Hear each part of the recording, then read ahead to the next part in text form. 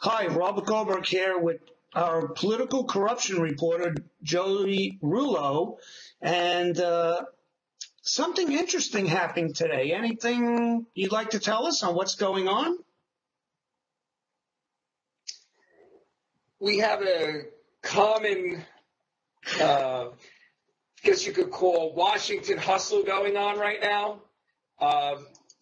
It's basically a blast from the past. In 2012, Senator Menendez was running for re-election against, at the time, State Senator Joe Carrillos. And there were several allegations, including that were unfounded right now. For one, that Senator Menendez was with a prostitute that was underage. And in addition, yeah.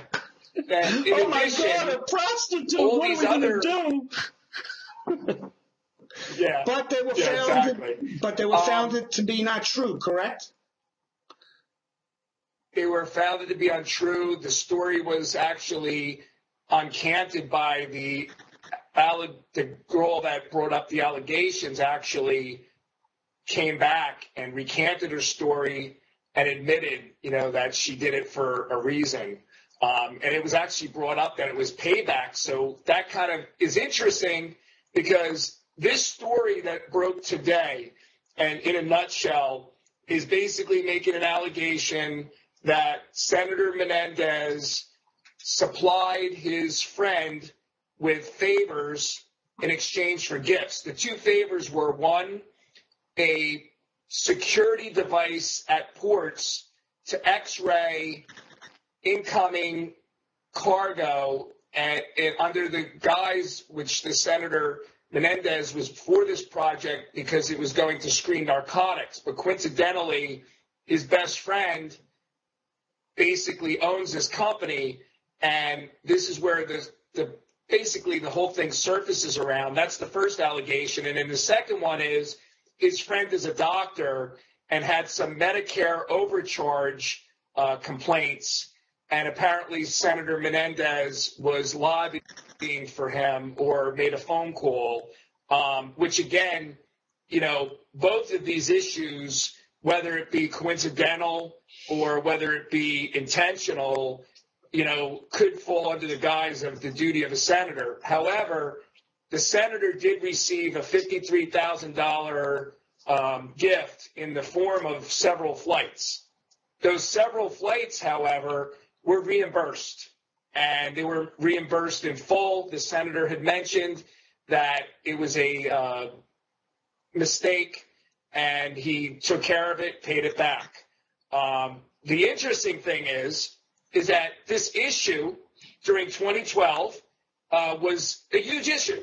It could have basically tilted the U.S. Senator Menendez versus State Senator Joe Carrillos' race in a point where Senator Menendez could have actually been, could have ended up resigning if this had been, not a false allegation.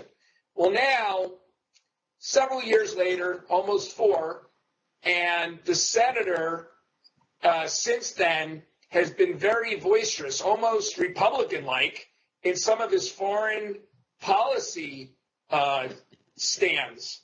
One, the senator is standing behind a lot of Cubans in New Jersey, let alone throughout the United States, that I've interviewed over the last few weeks, are adamantly opposed to any type of opening for Cuba for several reasons, because of the human interest rights, but additionally because there's a cop killer in Cuba, and they have no interest in showing goodwill to return that cop killer to New Jersey to be prosecuted for a death by a state trooper, I believe, in the 1970s. Yes, they don't want to extradite him.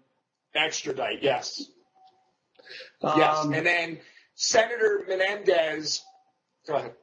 No, the other thing is also that Cuba's not really going to change their politics as far as giving their people more freedom. So he's against that also, because they're basically still going to stay a communist state. And the only advantage they're going to have Yes, and Senator is the open relationship for trade and everything like that. And your big hotel chains and other businesses would love that. But basically, the people are still going to be in the same situation that they are now, as being oppressed. Yes, and then you have the second issue, which is Senator Menendez joined Senator Cory Booker, along with a very small list of Democrats, with almost the full majority of both the House and the Senate, in the Israeli Netanyahu speech about a week ago, which humiliated the President of the United States. Senator Menendez, unlike Senator Cory Booker, has been very boisterous, has been very outspoken, has actually been a lot of undertones of, very nasty political vibes have been sent out from Menendez to President Obama. So here we have pecking going on, annoying. And the first one was Cuba. And here, this is something that Obama wants to do, but Menendez becomes almost the poster child against Cuba, and a majority of Cubans, and there's a lot of Latinos that agree that Cuba should not be given any kind of privilege, that they haven't learned their lesson. Two is that a very other important issue is with Iran, which Obama right now is trying to negotiate with them to reduce the certainty of a nuclear reactor being created by delaying the process, by maybe minimizing some of the sanctions. And Senator Menendez is adamantly opposed and is, venomous in his statements against the President of the United States, poster boy for the Democratic Party for the second time. So my allegation on this show, Political Corruption, is that in 2012, Menendez was found innocent on these prostitution charges, and these issues that are being brought right now against the senator are basically the same allegations that were millions of dollars were spent by the GOP to expose and were spent by Carrillo's campaign to expose. And a lot of these issues, including the Medicare lobbying situation, including the lobbying for the X-ray technician booth. And I don't believe for 1 minute that this is a coincidence that all of a sudden Senator Menendez becomes the poster boy for the Cubans and anyone who's against communism and against human rights issues and against cop-killing harborers. Two, I don't think it's any coincidence that the President of the United States is not very happy that he was humiliated in his own town, in the Congress, and basically Netanyahu came and bypassed him and went to speak to Congress. And I believe Obama expected that Menendez, hopefully, and Cory Booker and all these other people would be the last. But I don't think in the situation of Cory Booker, he wasn't very boisterous. He wasn't really involved with Cuba. And with Cory, he kind of showed up and he was just there.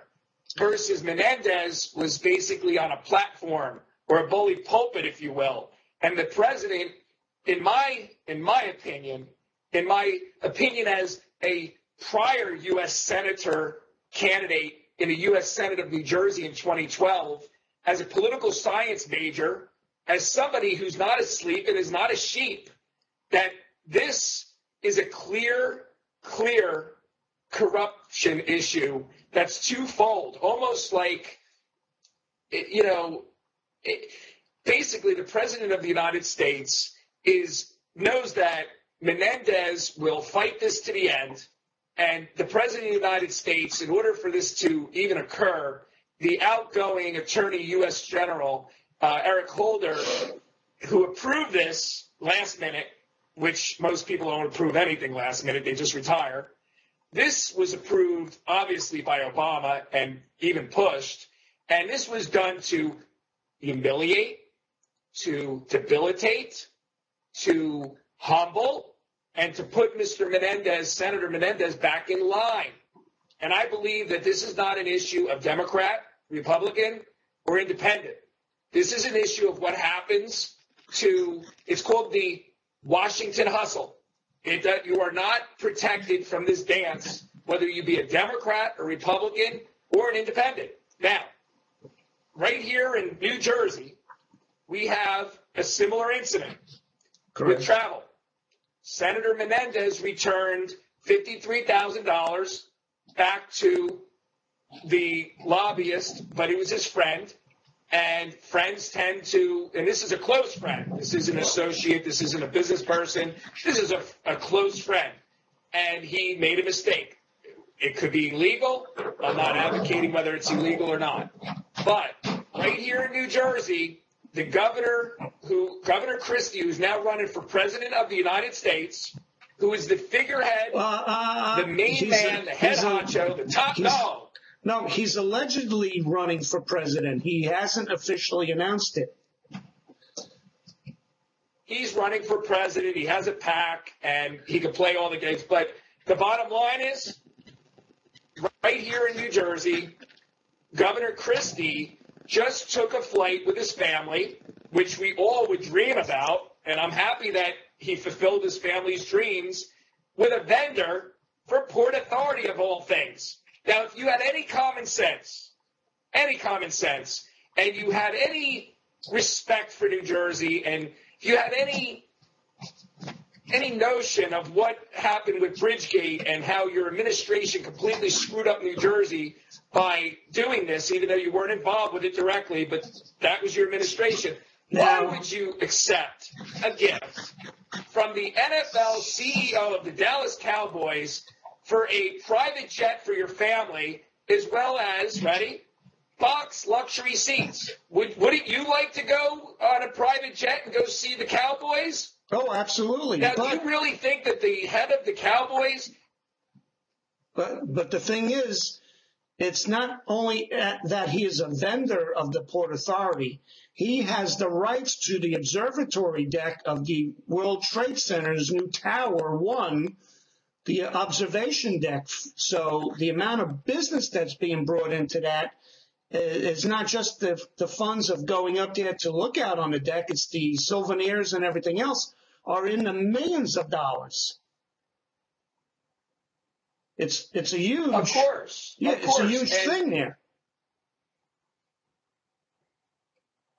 You haven't seen Governor Christie going after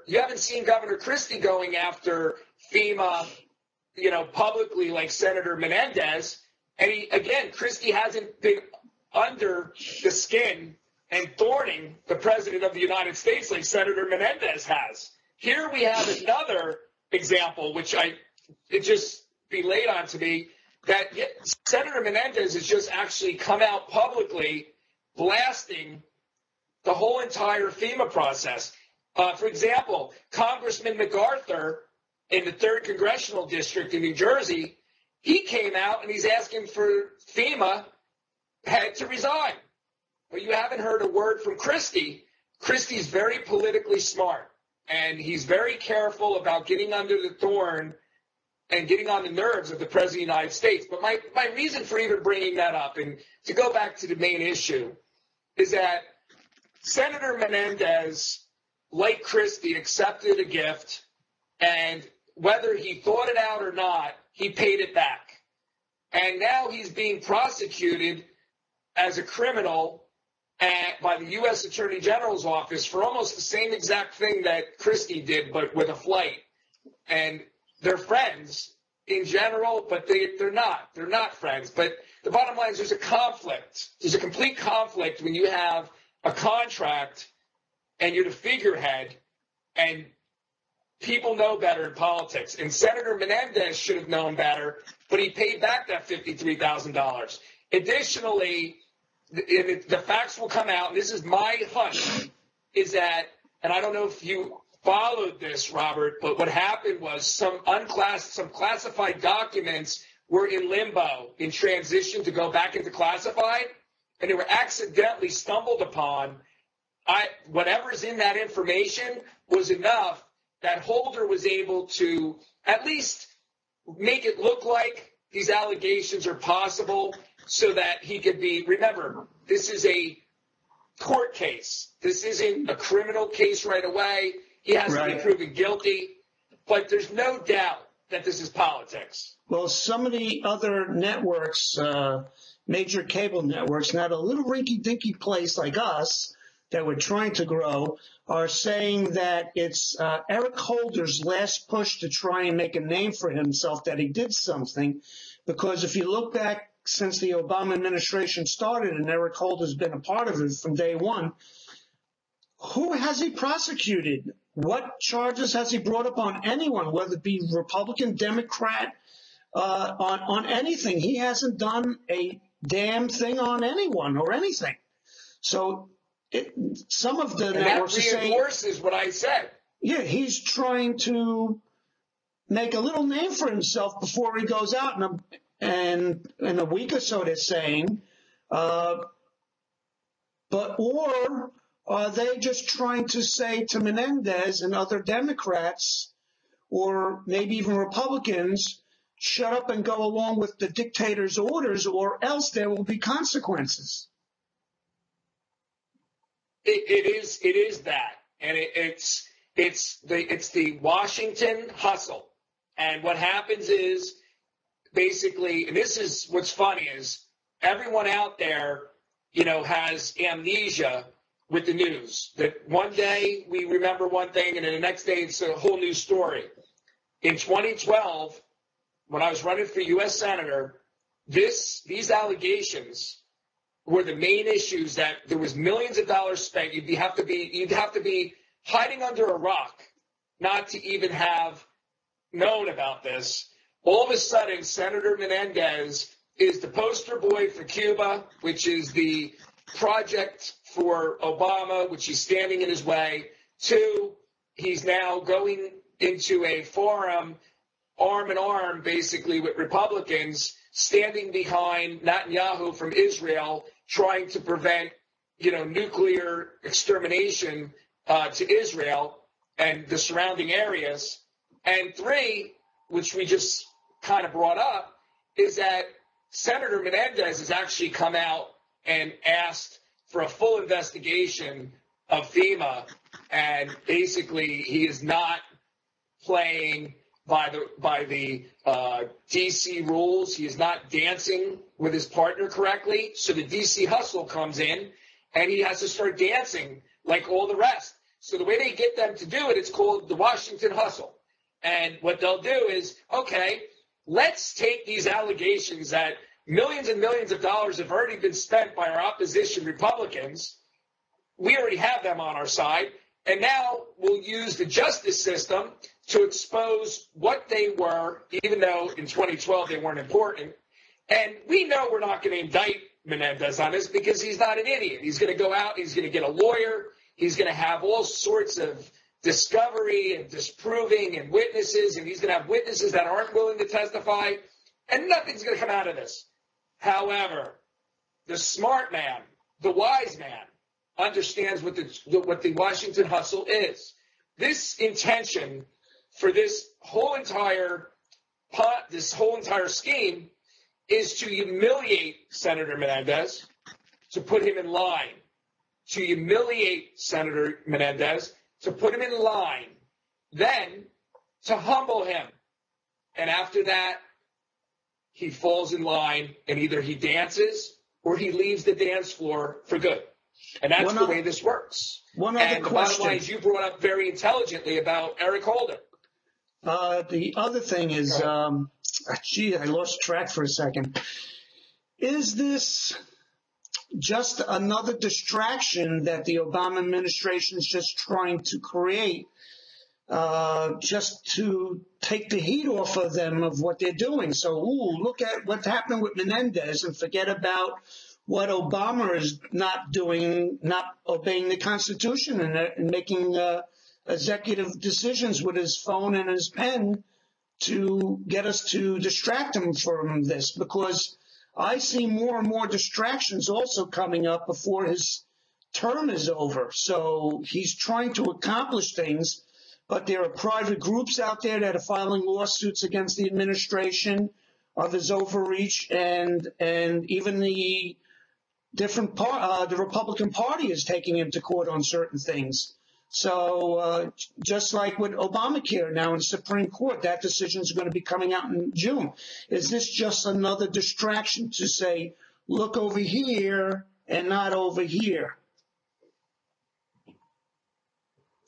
I think for sure that you're pretty much on target, that there is a situation like that, yes. And that sounds like we pretty much covered what we're going to be covering about. Anything that you're working on, anything special doing? Well, I just finished up with a project with HBO over the summer, which basically was a pilot with Martin Scorsese as the director, and Mick Jagger was basically the executive director. And that project, I'm happy to say, has been picked up. Ray Romano was one of the leads in that project. And I look forward to, several more projects, hopefully, over the next couple of months. Sounds good. It seems like we have a little delay in the web transmission. I guess they're starting net neutrality early with the internet. But I'd like to thank you for your reporting, and I'd like to ask everyone to please subscribe, and in the bottom of the description page on the YouTube channel here, subscribe to our channel. And if you want to make any comments, please do so. It is open for everyone. Please be decent with your remarks. This is First Amendment TV, and we want to give you the privilege to voice your opinion on what's going on. So please do so. And thanks again, Joe. Talk to you soon. And thank you.